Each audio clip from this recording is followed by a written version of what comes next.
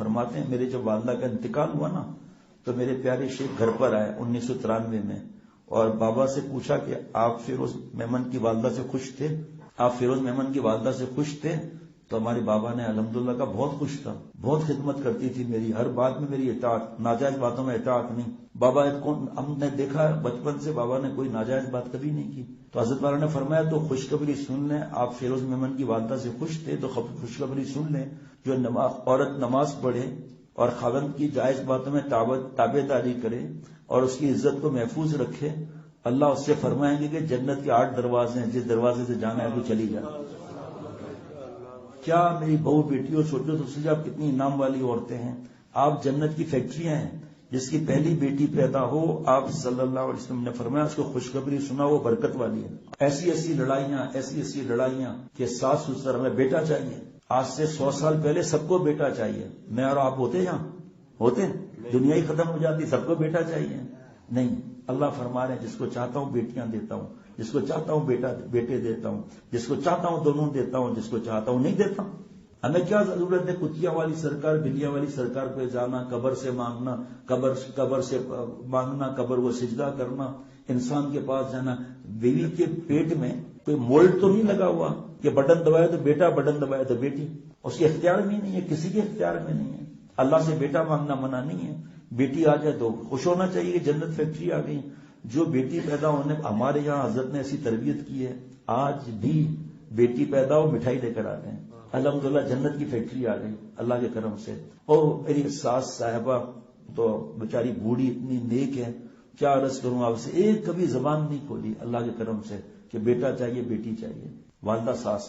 اور یہاں طلاق کی دھمکیاں دی جاتی ہیں، اب اگر بیٹی ہوئی گالیاں الگ، وہ حمل سے ہے اور آپ اس کو ذلیل کر رہے ہو، ٹینشن میں ڈال رہے ہو، ڈپریشن میں ڈال رہے ہو، وہ تو بچے پر اثر پڑے گا، بچے بیچارہ بیمار نہ پیدا ہو، اس کے ہاتھ میں تو نہیں ہے۔ اے میری ماں بہو بیٹی ہو، آپ کو بیٹا چاہیے، ٹھیک ہے، تو آپ جب پیدا ہوئی اس وقت دوسرے آپ کے ابا اور وغیرہ وہ اگر ظلم کرتے، آپ کے ساس ظلم کرتے، پھر اپنے لیے کوئی مسئلہ نہیں ہے، نعوذ باللہ۔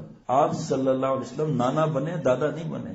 ہمارے دوست سامنے بیٹھے ہیں، آج کہہ رہے تھے کہ بیٹا ہے دعا کریں اب بیٹی پیدا ہو، مجھے بیٹی ملے تاکہ ہمارے لیے بھی جنت کی فیکٹری ہے۔ نبی صلی اللہ علیہ وسلم فرمایا 3 بیٹیاں، ایک روایت میں 3 بہنیں، پال پوس کر اللہ کا خوف سکھایا اور شادی کرا دی۔ اللہ کا خوف یعنی تربیت، گناہ سے بچنا سکھایا۔ فرمایا 3 بیٹیوں کو یا 3 بہنوں کو جنت اس کے لیے واجب۔ کسی نے عرض کیا 2 بیٹیاں ہو تو فرمایا جاؤ جنت ان کے لیے واجب۔ اے نبی صلی اللہ علیہ وسلم 1 بیٹی ہو تو فرمایا جاؤ اس کے لیے بھی یہی خوش ہو۔ تو جنت کی فیکٹری ہوئی نا ہماری بیٹیاں۔ آپ صلی اللہ تعالی وسلم جب تشریف لے جاتے تھے نا تو سب سے آخر میں حضرت فاطمہ رضی اللہ عنہ سے ملتے تھے، اور جب واپس آتے تھے سب سے پہلے حضرت فاطمہ رضی اللہ تعالیٰ عنہ سے ملتے تھے تاکہ جدائی کا فاصلہ کم ہو۔ اس سنت پہ کس نے عمل کیا ہے، میں اپنے سے ہی پوچھ رہا ہوں کہ حضرت فاطمہ رضی اللہ عنہ جب آتی تھیں تو آپ صلی اللہ علیہ وسلم چند قدم آگے بڑھ کر استقبال کرتے تھے۔ ایک دفعہ حضرت فاطمہ رضی اللہ عنہ آئیں اور آپ صلی اللہ علیہ وسلم سے حضرت علی رضی اللہ عنہ کی شکایت کی کہ اب آج ایسا تھوڑا معاملہ ہوا، حضرت علی رضی اللہ عنہ نے یہ، وہ بادشاہ کے غلام کی بات یاد دلائیے گا، ٹائم کم ہے۔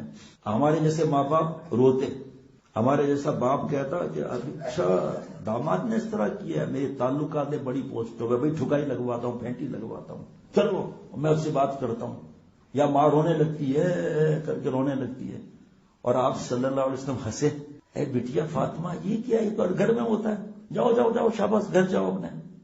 یہ سنت ہے نا، یہ بیٹی گھر آئے گی، ہمارے حضرت ہمیں سکھاتے ہیں بیٹی گھر آئے اچھا کھانا پکاؤ، اور اس کے بعد بیٹی سے کہو میں 5 منٹ صرف بیشتی زیور سے چوتھے حصے سے شوہر کے حقوق، میاں سے نباہ کرنے کا طریقہ، اور چھٹے حصے میں سسرال میں رہنے کا طریقہ تھوڑا تھوڑا سناتا ہوں۔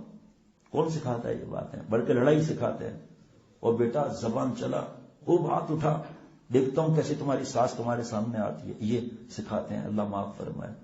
ہماری بہو بیٹیاں سب نہیں، میں گناہگار ہو جاؤں گا، اپنے گھر گئیں، اماں ابا بھائی بہنوں کو گھر کی شکایتیں شروع کر دی اپنے سسرال کی، حالانکہ اللہ فرماتے ہیں لئن شکرتم لازیدنکم ولئن کفرتم ان عذابی لشدید۔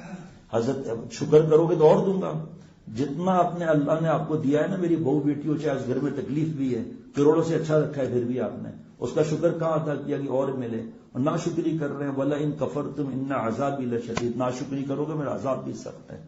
اے بہو بیٹیوں، جب آپ اپنے گھر میں تھی نا، اپنے مرضی سے اٹھنا، اپنے مرضی سے سونا، بابا کی گود میں بیٹھ رہی ہیں، بڑی ہو گئی تو حکم بدل گیا، آپ ابا مجھے ٹافی لا کر دو، چاکلیٹ لا کر دو، آئس کریم لا کر دو، ابا اپنے حساب سے جان لڑا کر بھی بیٹی کی بات مانے گا۔ اب یہ شکر کا آپ کا وقت تھا، 15، 18، 20 سال جو بھی ہے، اور شکر پر اللہ اور دیں گے۔ اب آپ نئے گھر میں آ گئی، اب یہاں اگر آپ آرڈر چلاؤ گی اور ساس سے اس کا کچن چھیننے کی فکر کرو گی، اس کے بیٹے کو الگ کرنے کی فکر کرو گی، تو پھر وہاں شکر کا حاصل ہے گناہ نہ کرنا، اور یہاں صبر کا حاصل ہے گناہ نہ کرنا۔ ایک دن میں کسی گھر میں پوزیشن نہیں بنتی، تو اب صبر کیوں نہیں کرتی ہو؟ اللہ سے مانگنا کیوں نہیں ہے؟